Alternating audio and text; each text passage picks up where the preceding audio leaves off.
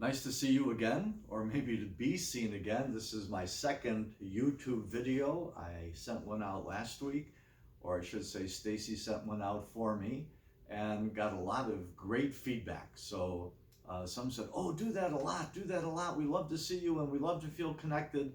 I'm sure if I did it a lot, it would get old pretty soon. But I'll try to do it once in a while, and of course it's something voluntary. It comes as an email. You can click on it for watch for a few minutes or not, but here we are.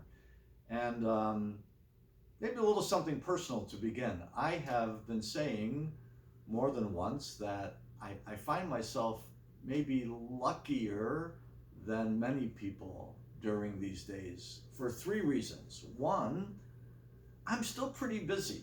And I just say that I'm sure a lot of people are bored. What should I do with myself? I can't work, I can't go anywhere. And yet this is still church. I come in my same routine. I go to bed at night at this, I would say I go to bed at 10 o'clock, get up at 5:30, I still do. I'm kind of over here in the office by about 7:30 till 8 o'clock or 8 o'clock. I do morning prayers. I've already done my stretching video, getting myself going in the morning at home. Father Stephen and I usually have Mass together sometime in the morning.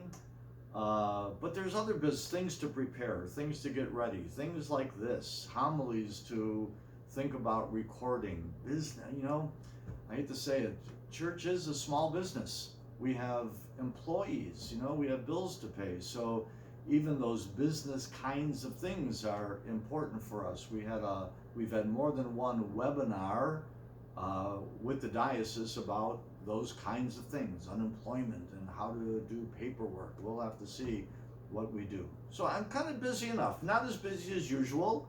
By the middle of the afternoon, I think I'm pretty much done and making my way home, but I'm busy enough. That's number one.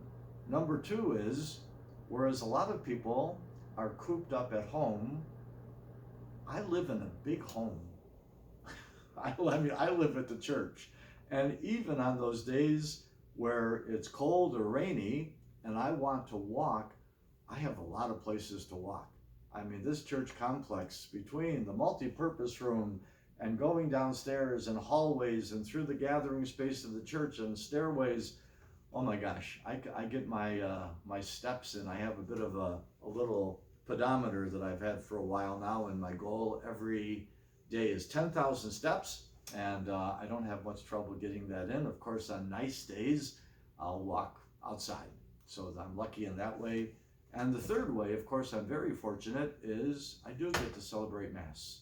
And many find themselves longing for the day they can come to Mass, longing for Eucharist, longing for gathering together again.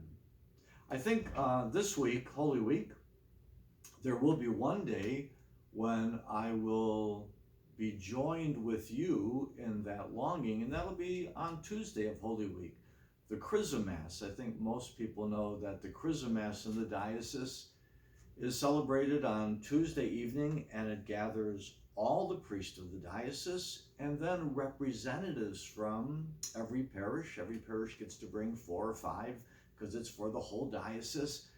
And it's the Mass in which the oils are blessed. The oil of catechumens, the oil of for the sick, and the oil that we call chrism, which is used for confirmation, for ordination. It's used at the baptismal ritual.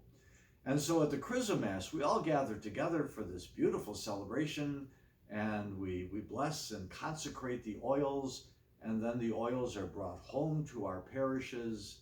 And so this year at this Mass. And the Mass includes also a rededication of priesthood. The bishop asks the priest some questions, and we rededicate ourselves to the priesthood on that day.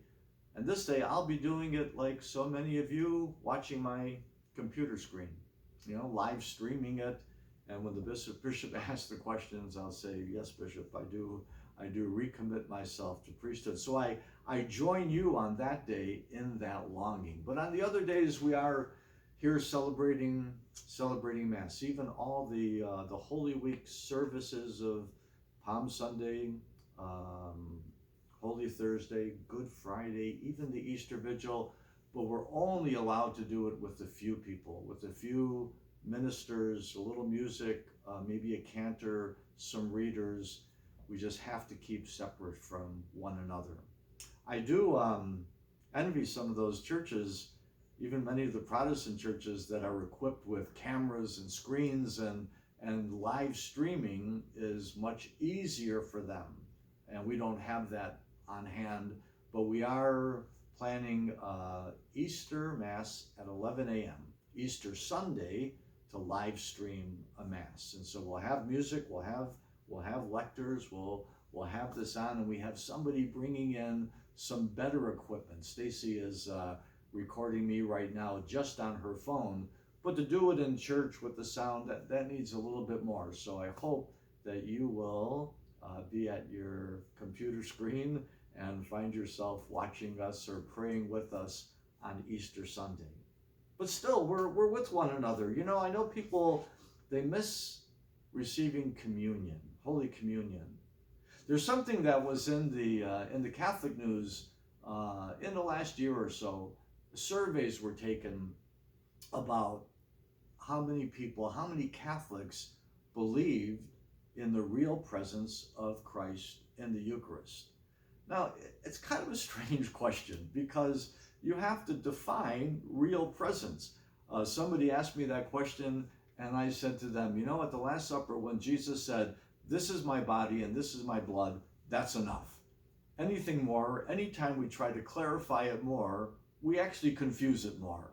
He said, "This is my body, this is my blood." If we take it at that, that's enough. Does it really need any more definition?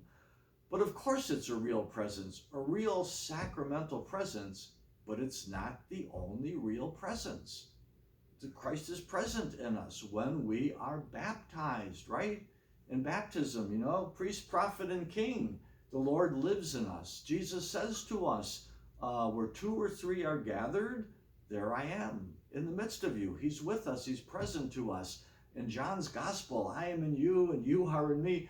I mean, the Lord is present in us in many ways, and our bishop, and I'm sure our Holy Father, have called us at this time to be in spiritual communion, meaning that we can't have that sacramental presence of the Eucharist, you know, the body of Christ and his precious blood. We can't, only the priest, only a few of us are entitled to that, but to know that he's present with us. And so we, as I keep saying, we are one with one another. Maybe it's not a physical presence, we are socially distant from one another, but we are spiritually present with one another. I'd invite you to stay in touch with us. Go on the parish website. You know, the bulletin is there every week. You don't have to wait till Sunday. It's usually there a few days early. I asked all the staff to write you an Easter message for the Easter bulletin. I gave some suggestions for Palm Sunday on how you might at home do Holy Week, and on Easter Sunday, as a good Polish American boy, you know, the blessing of Easter foods and the meaning of Easter foods is very important in my heritage. We would come back from church when I was a kid, come back from church on Easter. Of course, you had to have the ham and the eggs and the kielbasa and the butter lamb and the rye bread with the cross on it. The Easter food was so symbolic, and we know him in the breaking of the bread. So whether it's at the altar of the Lord or in your homes, we know him in the breaking of the bread. I would invite you to look on our website at that bulletin for Easter that comes out later this week, and take a moment with your foods and bless them on Easter and share them with one another. I'll plan to be back with you in a couple days. Have a blessed Holy Week.